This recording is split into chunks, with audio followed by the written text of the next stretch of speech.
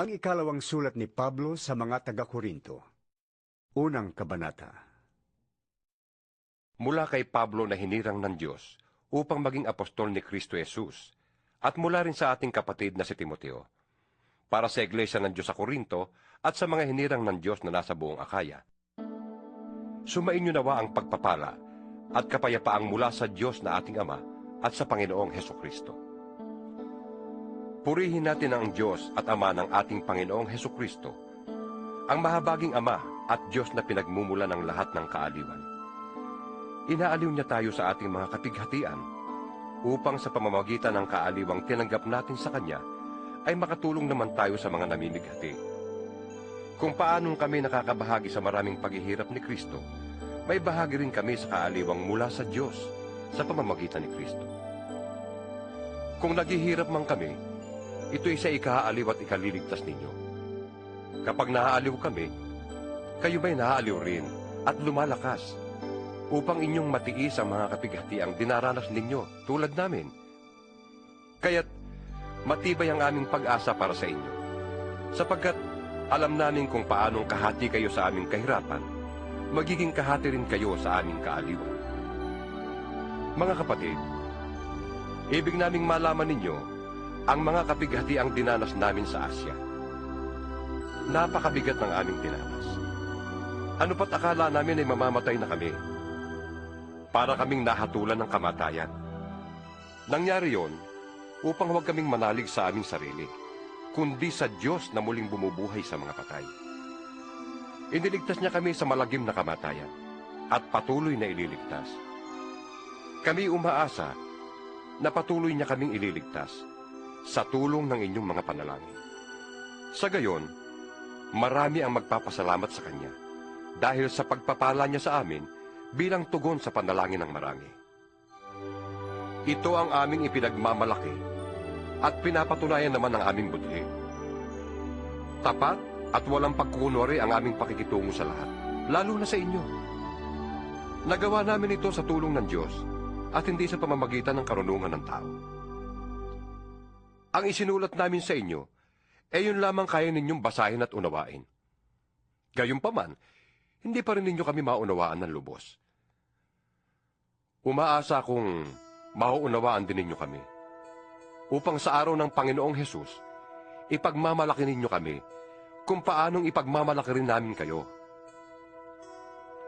Dahil sa natitiyak ko ito, binala kong pumunta muna dyan upang mag-ibayo ang inyong kasiyahan. Binala kong dumaan muna dyan pagpunta ko sa Macedonia, at dumaan uli pagbabalik ko galing doon upang matulungan ninyo ako sa pagpunta ko sa Judea. Ako ba'y nagdadalawang isip ng balaking ko ito? Ako ba'y nagpaplanong tulad ng mga taga-sanlibutan na nagsasabing, oo, at pagkatapos hindi naman pala? Kung paanong ang Diyos ay tapat, gayon din ang salita ko sa inyo. Ang oo ko ngayon ay mananatiling oo. Ang anak ng Diyos na si Hesukristo na ipinangaral namin ni Silvano at Timoteo ay hindi oo at hindi. Dahil lagi siyang oo, sapagkat siya ang katuparan ng lahat ng pangako ng Diyos. Dahil sa Kanya, nakakasagot tayo ng amen sa ikaluluwalhati ng Diyos. Ang Diyos ang nagpapatibay sa amin at sa inyo sa pamamagitan ng pakikipag-isa kay Kristo. At siya rin ang humirang sa amin. Nilagyan niya kami ng Kanyang tatak at pinagkalooban ng Kanyang Espiritu bilang patunay na tutuparin niya ang Kanyang mga ipinangako. Saksi ko ang Diyos. Alam niya ang laman ng aking puso. Hindi muna ako pumunta riyan sa Korinto sapagkat kayo rin ang inaalala ko. Hindi sa ibig namin pangunahan kayo sapagkat alam naming matatag na kayo sa pananampalataya. Nais lamang naming tumulong upang maging maligaya kayo. Ikalawang kabanata.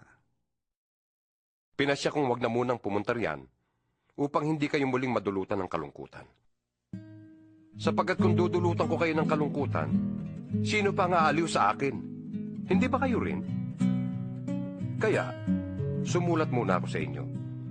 Ayoko sa pagpunta ko riyan ay dulutan ng lungkot ang mga taong dapat magpaligaya sa akin. Sapagkat natitiyak kong ang aking kaligayahan ay kaligayahan din ninyong lahat. Ang puso ko'y puno ng lungkot at pag-aalala nang sulatan ko kayo. At maraming luha ang tumulo habang sinusulat ko yun. Sumulat ako sa inyo, hindi upang kayo'y dulutan ng kalungkutan, kundi upang ipadama sa inyo kung gaano kalaki ang aking pagmamahal. Kung may nagdulot ng kalungkutan kanino man, hindi sa akin ito ginawa. Hindi sa pinalalaki ko ang bagay na ito, pero ang totoo, kayong lahat ang dinulutan niya ng kalungkutan. Sapat na ang parusang iginawad sa kanya ng nakararami sa inyo. Dapat na ninyo siyang patawarin at aliwin upang hindi naman siya tuluyang masiraan ng loob. Kaya nakikiusap akong ipadama ninyo sa kanya na siya'y mahal pa rin ninyo. Ang isa pang dahilan ng pagsulat ko sa inyo noon ay upang subukin kayo at alamin kung sinusunod ninyo ang lahat ng ipinangaral ko sa inyo. Ang sino mang pinatawad ninyo ay pinatawad ko na rin. Ang pinatawad ko, kung meron man, ay pinatawad ko alang-alang sa inyo, sa harapan ni Kristo. Upang hindi tayo malinlang ni Satanas, hindi lingid sa atin ang ibig na mangyari. Nang dumating ako sa Troas upang mangaral ng magandang balita tungkol kay Kristo, binigyan ako ng Panginoon ng magandang pagkakataon upang maisagawa yon. Ngunit hindi rin ako mapanatag, sapagkat hindi ko natagpuan doon ang kapatid na Tito. Kaya ako'y nagpaalam sa mga taga roon at nagtuloy sa Macedonia. Ngunit, salamat sa Diyos, at lagi niya kaming isinasama sa parada ng tagumpay ni Kristo, dahil sa aming pakikipag-isa sa Kanya. At sa pamamagitan namin ay pinalalaganap ng Diyos sa lahat ng dako ang mabangong halimuyak ng pagkakilala sa Kanya. Para kaming mabangong samyo ng insensong inihahandog ni Kristo sa Diyos at nalalanghap naman ng mga naliligtas at ng mga napapahamak. Sa mga napapahamak, ito'y parang alingasaw na nakamamatay. Ngunit sa mga naliligtas, ito'y halimuyak na nagdudulot ng buhay. Sino ang may sapat na kakayahang gumawa ng mga bagay na ito? Hindi kami katulad ng iba riyan na kinakalakal ang salita ng Diyos. Sa halip, bilang sugo ng Diyos at lingkod ni Kristo, buong katabatang ipinapangaral namin ito. Ikatlong Kabanata.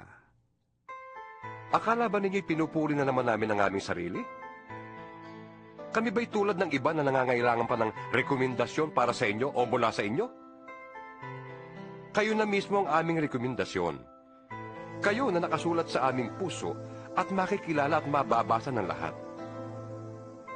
Maliwanag na kayo ang sulat ni Kristo.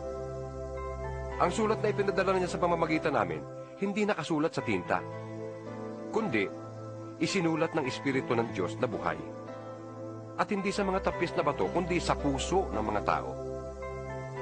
Nasasabi namin ito dahil sa aming pagtitiwala sa Diyos sa pamamagitan ni Kristo.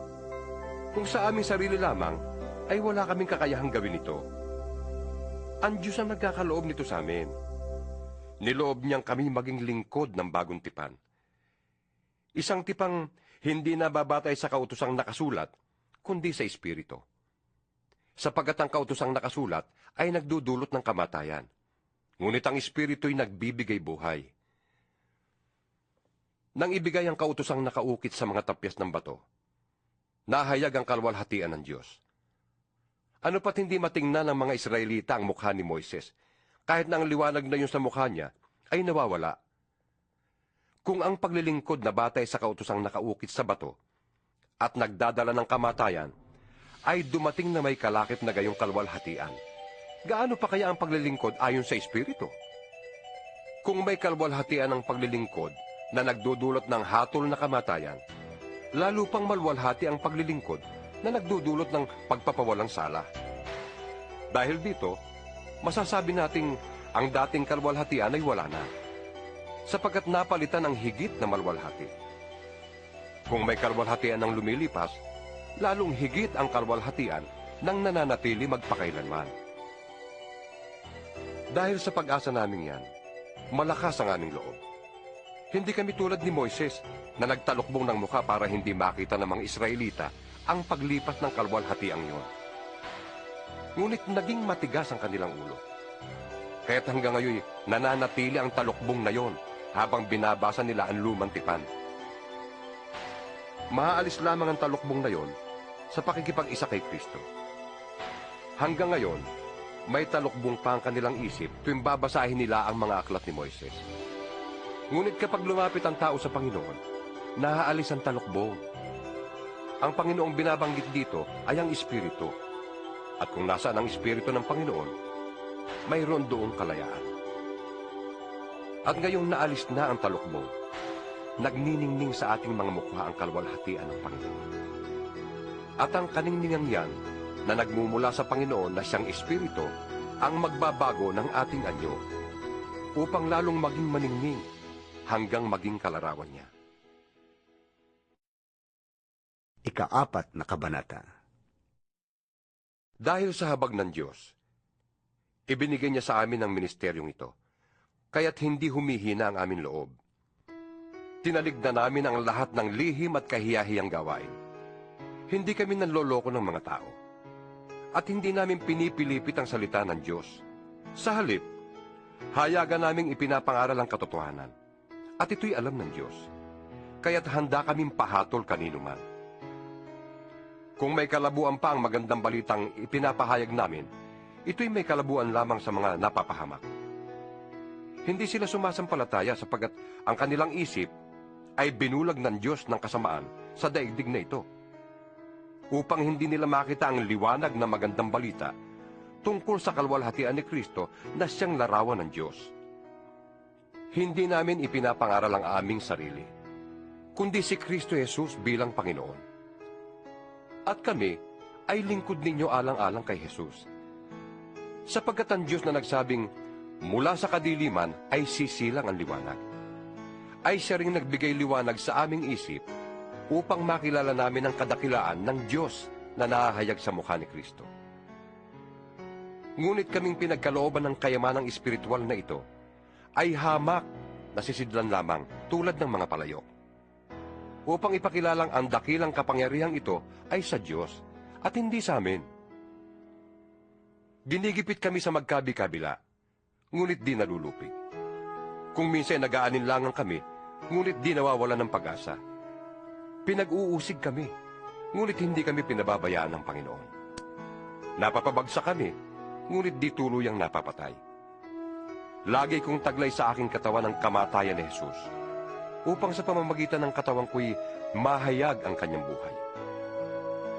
Habang kami ay nabubuhay, lagi kaming nabibingit sa kamatayan, alang-alang kay Kristo, upang sa aming katawang may kamatayan, ay mahayag ang kanyang buhay. At habang ako'y dahan-dahang namamatay, kayo na may nagkakaroon ng buhay. Sinasabi ng kasulatan, nagsalita ako sapagkat ako'y sumampalataya. Sa ganoon ding diwa ng pananampalataya, nagsasalita ako dahil ako'y sumasampalataya. Sapagkat alam naming ang Diyos na muling bumuhay sa Panginoong Hesus ay siya ring bubuhay sa amin kasama niya at magdadala sa atin sa kanyang piling. Ang lahat ng pagtitiis ko ay para sa kapakanan ninyo, upang sa pagdami ng mga nakakatanggap ng mga kaloob ng Diyos, lalo namang dumami ang magpapasalamat at magpupuri sa Kanya. Kaya hindi kami nasisiraan ng loob. Kahit na humihina ang aming katawan lupa, patuloy namang lumalakas ang aming espiritu araw-araw.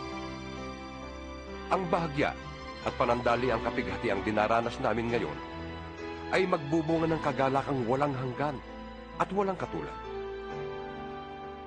Kaya't ang paningin namin ay nakatuon sa mga bagay na di nakikita at hindi sa mga bagay na nakikita. Sapagkat panandalian lamang ang mga bagay na nakikita.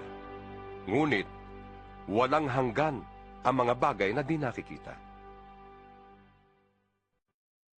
Ika-5 kabanata.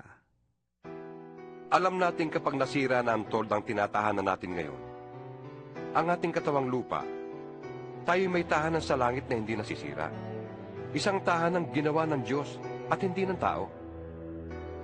Dumaraing tayo habang tayo nasa katawang ito at labis na nananabik sa ating tahanang makalangit. Upang kung tayo mabihisan na nito, hindi tayo matagpo ang hubad. Habang nakatira pa tayo sa tordang ito, tayo'y namimigati at dumaraing. Hindi dahil ibig na nating iwaksi ang katawang panlupa, kundi dahil ibig na nating mabihisan ang katawang panlangit. Sa gayon, ang buhay na may katapusan ay mapapalitan ng buhay na walang hanggan. Ang Diyos mismo ang nagtalaga sa atin para sa ganitong pagbabago. At ibinigay niya sa atin ang Espiritu bilang katibayan na ito'y matutupad. Kaya't laging malakas ang ating loob. Kahit na alam nating habang tayo narito pa sa katawang lupa, hindi tayo makakapasok sa tahanang inihanda ng Panginoon. Sapagkat namumuhay tayo batay sa pananalig sa Panginoon at hindi sa mga bagay na nakikita. Malakas nga ang loob nating iwanan ang katawang ito na ating tinatahanan ngayon upang manirahan na sa piling ng Panginoon.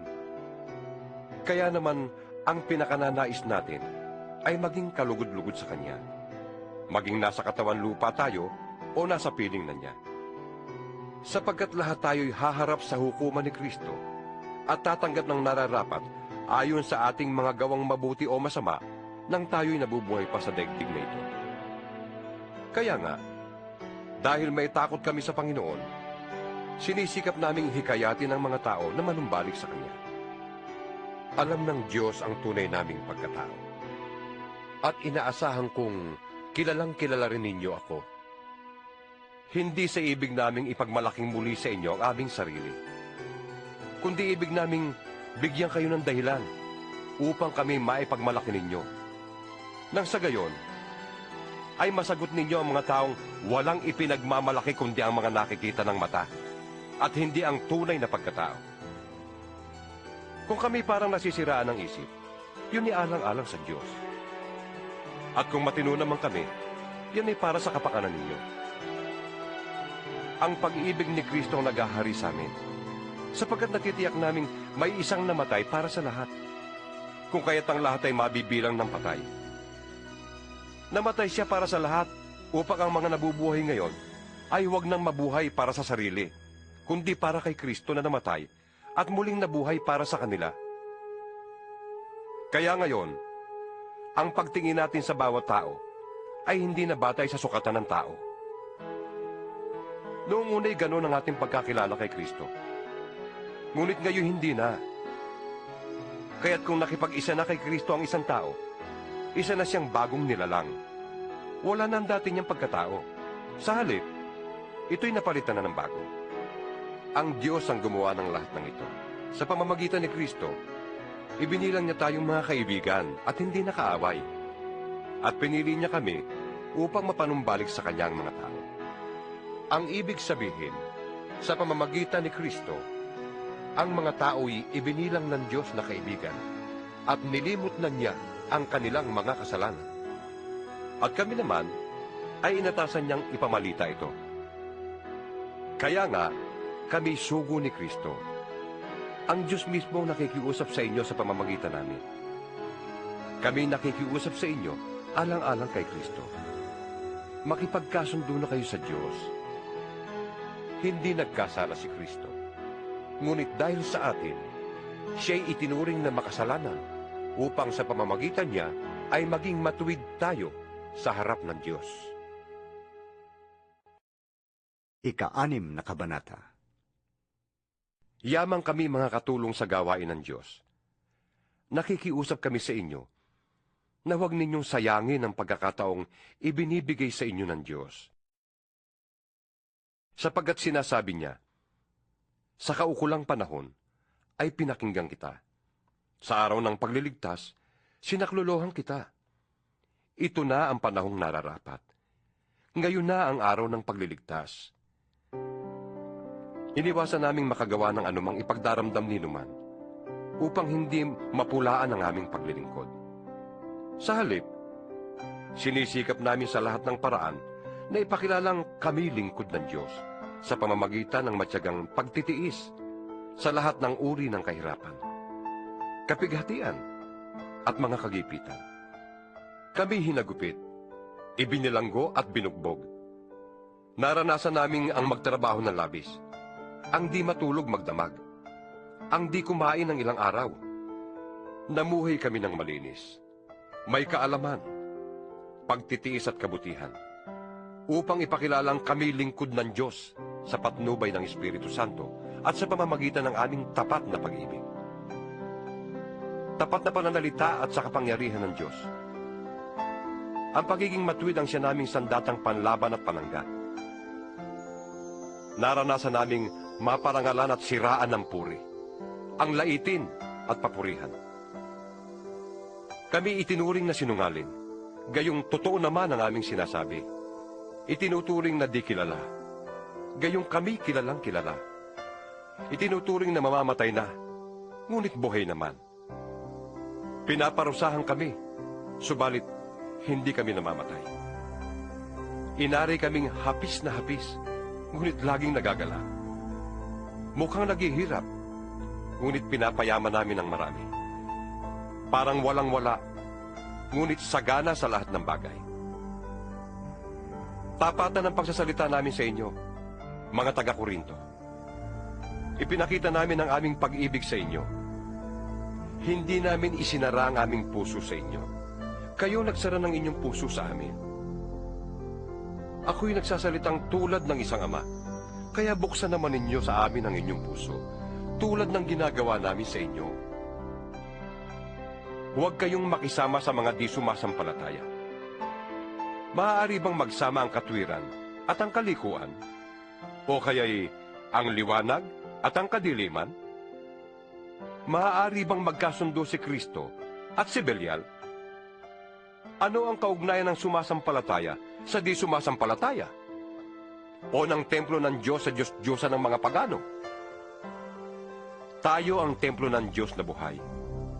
Siya na rin ang may sabi, mananatili ako at mamumuhay sa piling nila. Ako ang magiging Diyos nila, at sila'y magiging bayang ko. Kaya't lumayo kayo sa kanila. Humiwalay kayo sa kanila, sabi ng Panginoon. Huwag kayong makisama sa anumang karumihan, at tatanggapin ko kayo. Ako ang magiging ama ninyo, at kayo'y magiging anak ko, sabi ng Panginoong makapangyarihan sa lahat. Ikapitong Kabanata. Mga minamahal, yamang ipinangako sa atin ang mga bagay na ito. Linisin natin ang ating sarili sa lahat ng nakapagpaparumi sa ating katawan at espiritu. Sikapin nating mamuhay ng may takot sa Diyos hanggang sa lubusan nating maialay sa Kanya ang ating sarili. Bigyan ninyo kami ng puwang sa inyong puso. Kailan may hindi namin pininsala, siniraan o dinaya ang sino man sa inyo. Sinasabi ko ito hindi upang hatulan kayo, sapagkat gaya ng sinabi ko, mahal na mahal namin kayo at magkasama tayo sa buhay at kamatayan. Lubos ang aking pagtitiwala sa inyo. Lagi ko kayong ipinagmamalaki. Sa kabila ng lahat naming tinitiis, ang nadarama ko'y kaaliwan. Nag-uumapaw sa puso ko ang kagalakan. Nang kami nasa Macedonia, hindi rin kami nakapagpahinga. Panay hirap ang aming naranasan. Labanan sa kabi-kabila at sindakang naghari sa aming puso. Ngunit ang mga nahahapis ay hindi pinapabayaan ng Diyos. Inaliw niya kami sa pagdating ni Tito. At hindi lamang ang pagdating niya ang nakaaliw sa amin, kundi ang kabutihang ginawa ninyo sa Kanya. Ibinalita niya ang inyong pananabik na ako'y makita. Ang inyong kalungkutan at pagmamalasakit sa akin, kaya't lalo akong nagalak. Hindi ko pinagsisisihan ang pagkasulat ko sa inyo, kahit na nalungkot kayo dahil dito. Nalungkot nga ako nang malaman kong nasaktan kayo ng kaunti dahil sa aking sulat. Ngayon ay nagagalak na ako, sapagkat ang kalungkutang iyon ang ginamit ng Diyos para akayin kayo na pagsisihan at talikdan ang inyong pagkakasala. Kaya't hindi kayo napasama dahil sa amin. Sapagkat ang kalungkutang buhat sa Diyos ay nagbubunga ng pagsisisi at pagbabago tungo sa kaligtasan. Ngunit ang kalungkutang dulot ng mundo ay humahantong sa kamatayan. Tingnan ninyong ibinunga ng kalungkutang buhat sa Diyos. Naging masikap kayo at masigasig na ipakilalang kayo'y walang kasalanan tungkol sa mga bagay na yun. Namuhi kayo sa inyong sarili. Sinidlan kayo ng takot. Nanabi kayo sa aking pagdating. Nagkaroon ng malasakit at hangaring maparusahan ang nagkasala. Ipinakita ninyo sa lahat ng paraan na kayo'y walang kinalaman sa mga bagay na yun. Alam ng Diyos na ang pagsulat ko sa inyo ay hindi dahil sa taong nagkasala, ni sa taong ginawa ng kasalanan, kundi upang makita ninyo kung gaano ang inyong pagmamalasakit sa amin. Kaya ang ginawa ninyo ay nagdulot sa amin ng malaking kaaliwan. At nalubos ang aming kagalakan dahil sa kasiyahang nadama ni Tito sa inyong piling. Ipinagmalaki ko kayo sa kanya at hindi naman ako napahiya.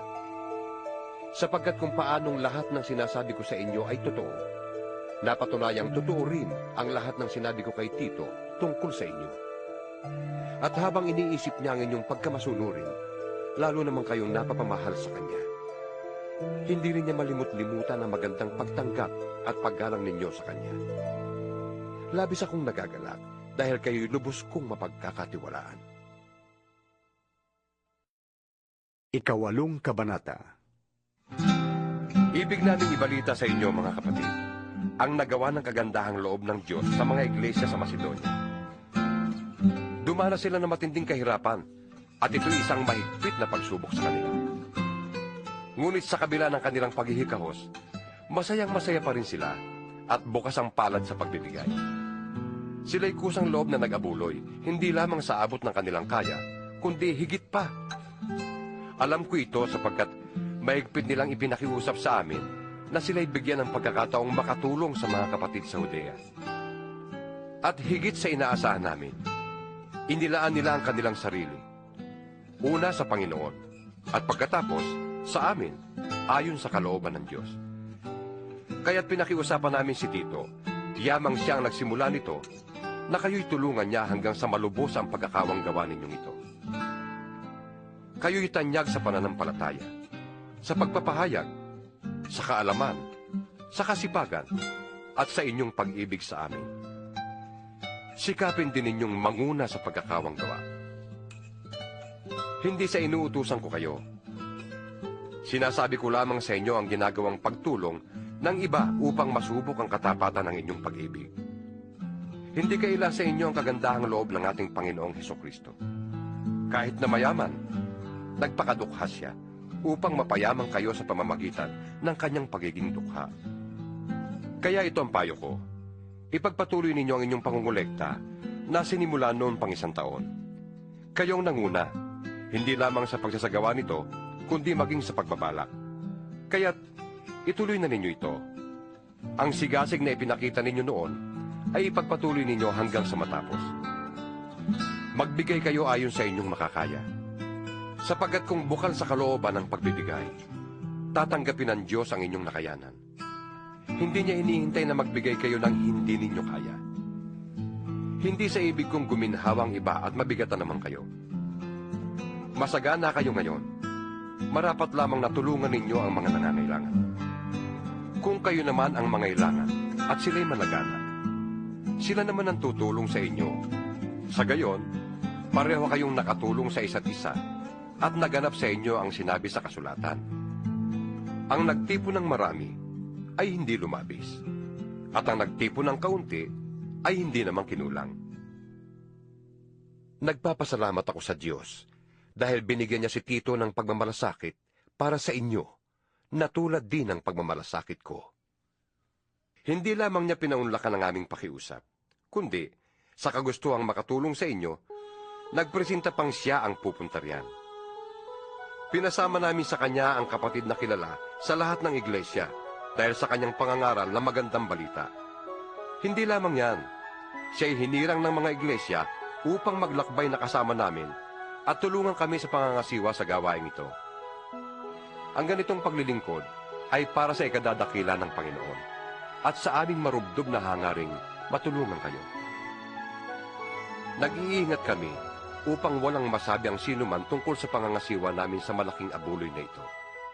Ang layunin namin ay magawa ang tama. Hindi lamang sa paningin ng Panginoon, kundi maging sa paningin ng mga tao.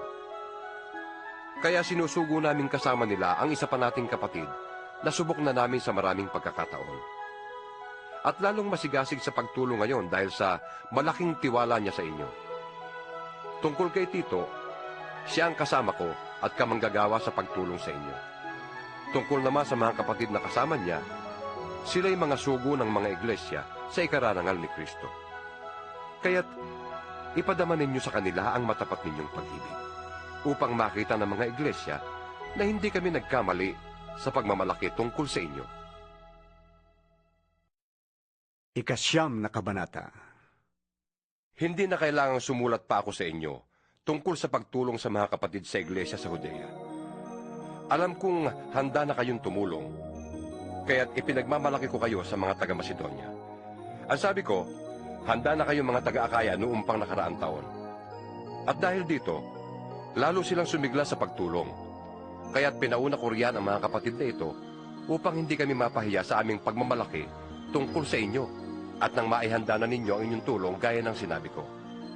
Baka kami mapahiya, huwag na sabihin pati kayo. Kung may mga taga-Macedoniang sumama sa akin at makita nilang hindi pala kayo handa. Kaya't pinakiusapan ko ang mga kapatid na mauna riyan upang maihanda ang tulong na ipinangako ninyo. Sa gayon, lilitaw na talagang kusang loob ang pagbibigay ninyo at hindi sa pilitan. Tandaan nyo ito, ang nagtatanim ng kakaunti ay aani ng kakaunti, at ang nagtatanim naman ng marami ay aani ng marami. Ang bawat isa'y dapat magbigay ayon sa sariling pasya, maluwag sa loob at di napipilitan lamang, sapagkat iniibig ng Diyos ang kusang nagbibigay ng may kagalakan. Magagawa ng Diyos na pasaganain kayo sa lahat ng bagay, at higit pa sa inyong pangangailangan, upang may magamit kayo sa pagkakawang gawa. Gaya nga ng sinasabi ng kasulatan, siya'y namumudmod sa mga dukha. Walang hanggan ang kanyang kabutihan. Ang Diyos na nagbibigay ng binhing itatanim at tinapay na makakain, ang siya ring magbibigay sa inyo ng binhi at magpapalago nito upang mamunga ng sagana ang inyong kabutihang loob. Pasasaganain niya kayo sa lahat ng bagay upang mas marami ang inyong matulungan. Sa gayon, mas dadami ang magpapasalamat sa Diyos dahil sa inyong tulong na dadalhin namin sa kanila. Ang pagtulong ninyong ito sa mga kapatid ay hindi lamang makatutugon sa kanilang pangangailangan, kundi magiging dahilan pa ng walang hanggang pagpapasalamat nila sa Diyos. Ang bukas palad ninyong pagbibigay sa kanila at sa lahat ay magpapatunay na matapat ninyong sinusunod ang magandang balita ni Kristo. Dahil diyan, magpupuri sila sa Diyos, kaya't buong pagmamahal nila kayong idadalangin, dahil sa dakilang kaloob ng Diyos sa inyo. Salamat sa Diyos, dahil sa kaloob niyang walang kapantay. Ikasampung kabanata. Akong si Pablo, na ang sabi ng ilan ay mapagpakumbaba at mabait, kapag kaharap ninyo, ngunit matapang kapag malayo, ay nakikiusap sa inyo, alang-alang sa kababaang loob at kabutihan ni Kristo. Ipinapakiusap kong huwag ninyo kong piniting magsalita ng mabigat pagdating ko riyan.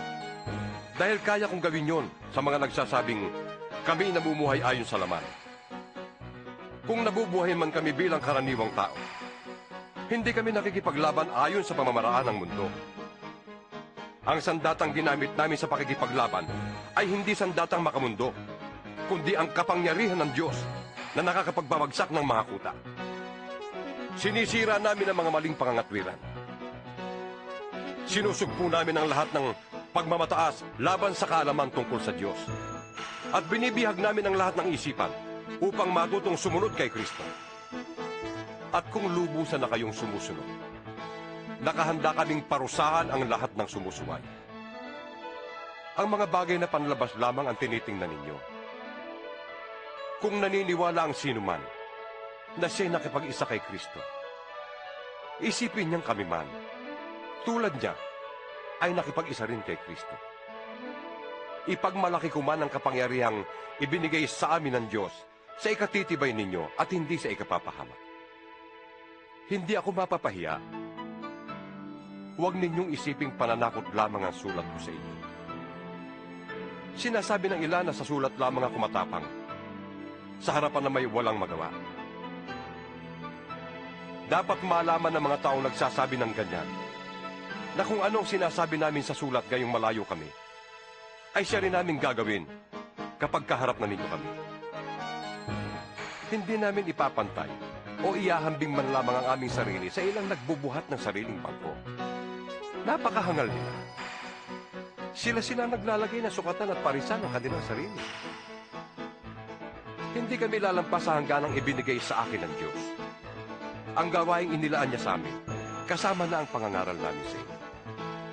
Hindi kami lumalampas ng hangganan nang kami pumunta dyan sa inyo. Kami ang unang pumarian at nagdala sa inyo ng magandang balita tungkol kay Kristo. Hindi namin ipinagyayabang ang pinaghirapan ng iba. Umaasa kaming titibay ang inyong pananampalataya at dahil dyan ay lalawak ang aming gawain sa inyo. Ngunit hindi naman lalampas sa hangganang inilagay ng Diyos. Pagkatapos, maipapangaral naman namin ang magandang balita sa ibang mga lupain at hindi namin aangkinin ang ginawa ng iba. Tulad ng sinasabi sa kasulatan, kung may gustong ipagmalaki ang sinuman, ang ginawa ng Panginoon ang kanyang ipagmalaki.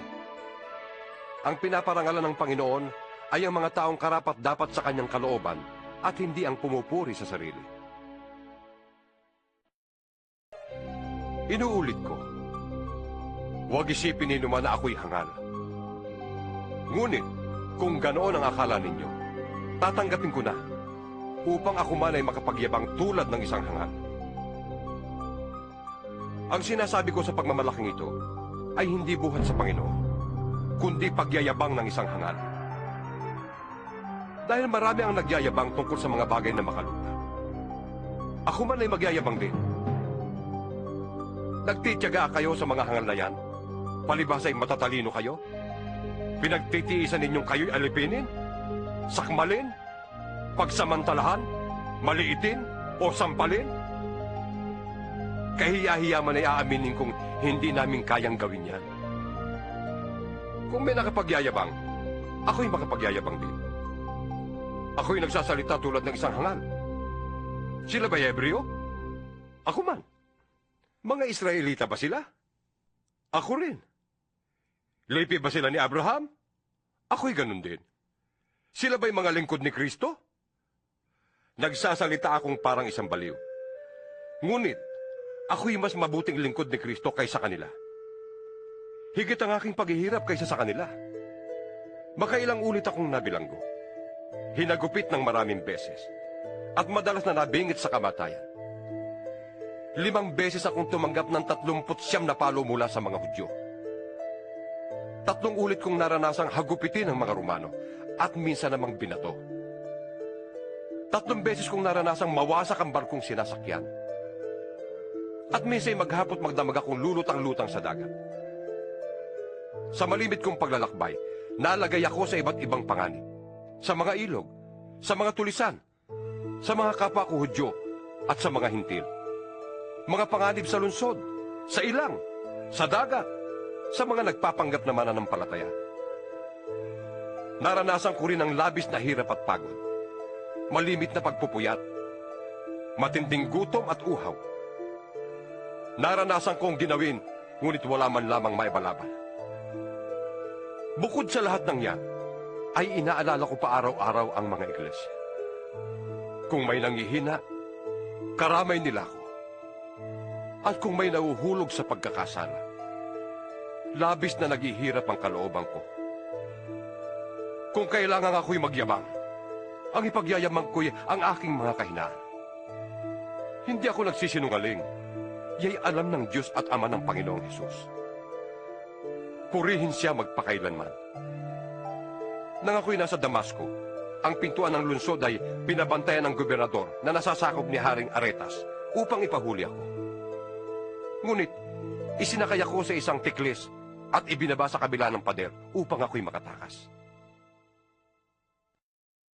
12 kabanata. Kailangan kong magmalaki. Kahit na wala akong mapapala sa paggawa nito. Ang sasabihin ko naman ngayon ang mga pangitain at mga pahayag mula sa Panginoon. May kilala akong isang Kristiyano na dinala sa ikatlong langit. 14 na taon na ang nakakalipas. Hindi ko lang matiyak kung iyo'y isang pangitain lamang o tunay na pangyayari. Ang Diyos lamang ang nakakaalam. Inuulit ko, siya'y dinala sa paraiso. At tulad ng sabi ko, ang Diyos lamang ang nakakaalam kung ito nga'y isang pangitain o tunay na pangyayari. Ang Diyos lamang ang nakakaalam. Nakarinig siya roon ng mga bagay na di kayang ilarawan ng salita at di dapat bigkasin inuman. Ipagmamalaki ko ang taong yon at hindi ang aking sarili, maliban sa aking mga kahinaan. At kung ako'y magmalaki man, hindi ako lalabas na hangal, sapagkat totoo ang sasabihin ko. Ngunit hindi ko ito gagawin, sapagkat ayokong mag-isip ang sinuman ng higit tungkol sa akin kaysa kanyang nakita o narinig sa akin. Ngunit upang hindi ko ipagyabang ang kamanghamanghang pahayag ng Diyos sa akin, ako'y binigyan niya ng isang kapansanan sa katawan na nagsisilbing sugo ni Satanas upang pahirapan ako. Nang sa gayon, hindi ako maging panalo. 3 beses kong idinalangin sa Panginoon na alisin ito. Ngunit ganito ang kanyang sagot. Ang pagpapala ko ay sapat sa lahat ng pangangailangan mo. Lalong nahahayag ang aking kapangyarihan kung ikaw ay mahina. Kaya't buong galak kong ipagmamalaki ang aking mga kahinaan upang lalo kong madama ang kapangyarihan ni Kristo. Dahil kay Kristo, walang halaga sa akin kung ako may mahina, kutyain, pahirapan, usigin, at magtiis. Sapagkat kung kailan ako lalong mahina, saka naman ako nagiging malakas. Ako'y nag-asal hangal, ngunit kayo ang nagtulak sa akin gumawa niyon. Kayo sanang dapat pumuri sa akin, dahil kahit na wala akong kabuluhan, hindi naman ako nahuhuli sa magagaling na apostol na yan. Buong tiyaga kong pinatotohanan sa inyo, na ako'y isang tunay na apostol sa pamamagitan ng mga himala at iba pang mga kamanghamanghang bagay. Paano nakalamang sa inyo ang ibang mga iglesia? Hindi sila nakalamang, liban sa pangyayaring hindi ako humingi sa inyo ng kahit ano. Ipagpatawad ninyo kung iyon ay isang pagkukulang. Ito ang 3 pagpunta ko riyan, at hindi ako makakabigat sa inyo. Kayo ang nais ko, hindi ang inyong ari-arian. Ang mga magulang ang dapat mag-impok para sa mga anak, at hindi ang mga anak para sa mga magulang. At ikaliligaya kong gugulin ang lahat at ihandog pati ang aking buhay para sa inyong kapakanan. Dahil ba sa kayo'y minahal ko ng labis, kaya kaunti ang pagmamahal ninyo sa akin. Alam ninyong hindi ako nakabigat kanino man sa inyo.